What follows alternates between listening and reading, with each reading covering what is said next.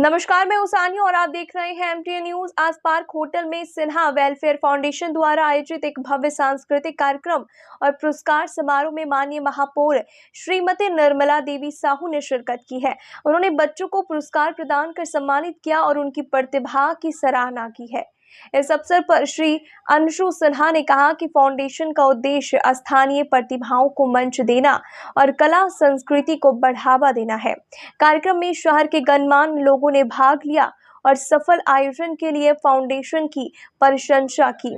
बच्चों ने अपनी प्रतिभा का प्रदर्शन किया और दर्शकों ने उनका उत्साहवर्धन किया। महापौर ने अपने संबोधन में कहा कि इस तरह के आयोजन से बच्चों में छिपी प्रतिभाएं उजागर होती है और वे आगे बढ़ने के लिए प्रेरित होते हैं।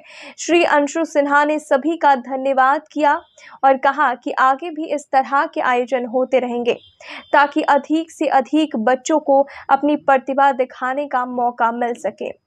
कार्यक्रम का समापन पुरस्कार वितरण और धन्यवाद ज्ञापन के साथ हुआ। सिन्हा वेलफेयर फाउंडेशन के द्वारा आज मातृत्व दिवस के अवसर पे अपनी 5वीं वर्षगांठ के उपलक्ष्य में छोटे छोटे प्यारे प्यारे जो भिन्न भिन्न स्कूलों में जो बच्चे पढ़ रहे हैं उन बच्चों को आर्ट एवं कल्चर कार्यक्रम के तहत आज उनको प्रोत्साहित करने का काम किया जा रहा है। फाउंडेशन के जो ऋषि बाबू हैं उनके द्वारा जो फाउंडेशन का एक महत्वपूर्ण कार्य जो किया जा रहा है वो किसी ज़रूरतमंद को बीमारी के समय इलाज करवाने में सहयोग के साथ आर्थिक मदद, मैं समझता हूँ इससे बड़ी सेवा कोई नहीं है। खास करके हम जिस राज्य में रहते हैं जहाँ शिक्षा, स्वास्थ्य, रोजगार के लिए पलायन होता हो, वहाँ पे अगर इस टाइप का सिन्हा वेलफेयर फाउंडेशन के द्वारा जो कार्य किया जा रहा है, इसके लिए दिल की गहराइयों से इनको, ऋषि बाबू को और इनके तमाम सदस्यों को बहुत बहुत बधाई।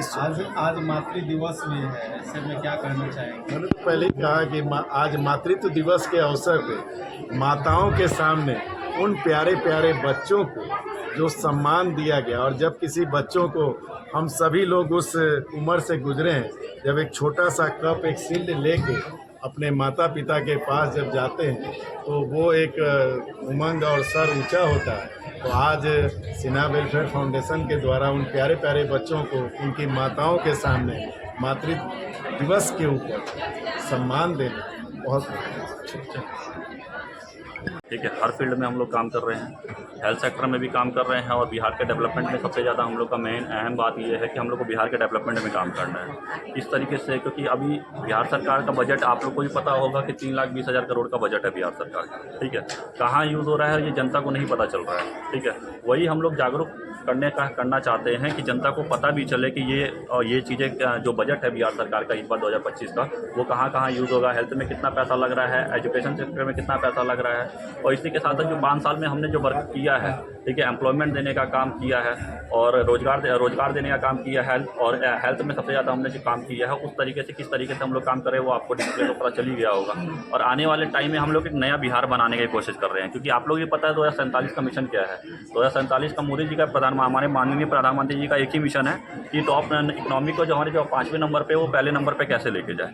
तो आज पाया, तो उसी पे हम लोग काम कर रहे हैं। तो उस पर एक, अब देखिए, हम तो अकेले काम नहीं कर सकते हैं, बिहार की जनता हमारे साथ दे। ठीक है, बिहार के जो नए युवाएं हैं, जो नए यूथ है, वो हमें हमारा साथ देगी, तब इस मिशन को, इस संकल्प को लेकर हम लोग आगे बढ़ेंगे और आने वाले टाइम में एक नया बिहार बना के ही रहेंगे। इस संस्था की जर्नी कहाँ से शुरुआत हुई और कैसे आपके मन में आया कि इसको आगे? सर देखिए, बात ये है ना, बिहार की कुछ चीज़ें ऐसी देख के ना, गरीबी देख के बिहार का ना, हम लोग रहते थे दिल्ली में। ठीक है, अब दिल्ली में बिहार को ऐसे देखा जाता था कि ये बिहारी ऐसे करके लोग बुलाते थे। बिहार को एक गाली शब्द का उपयोग करके बोला जाता था कि बिहार को एक गाली, बिल्कुल, हाँ, जहाँ भी दूसरे स्टेट में जाते तो बिहार को गाली देकर बुलाया जाता था। तो वो सारी चीज़ें हम लोग को नहीं देखनी। बिहार को एक नया देखना है कि हाँ, नया बिहार कैसे बनाना है, क्योंकि नेता लोग, यहाँ पॉलिटिशियन कुछ होते हैं, वो इतना काम नहीं कर सकते हैं, बिहार की जनता तक बीच बीच में नहीं जा सकते, उनको बस इलेक्शन के टाइम पे देखना पड़ता है। ये बाकी बिहार की सरकार भूल जाती है करना क्या है। ठीक है, तो हम जैसे युवाएं अगर एक साथ मिलकर अगर डेवलप करेंगे तो ज़्यादा सही रहेगा। कितने वर्ष हुए इससे? सर इस 5 साल हो गया इस टोटल। 5 साल में क्या कुछ सीखा है और आगे क्या अप्लाई करना चाहते हैं? देखिए, आगे ये है कि आज 5 साल में आप देख लीजिए 2200 वॉलंटियर्स जुड़ चुके है हमारे सामने।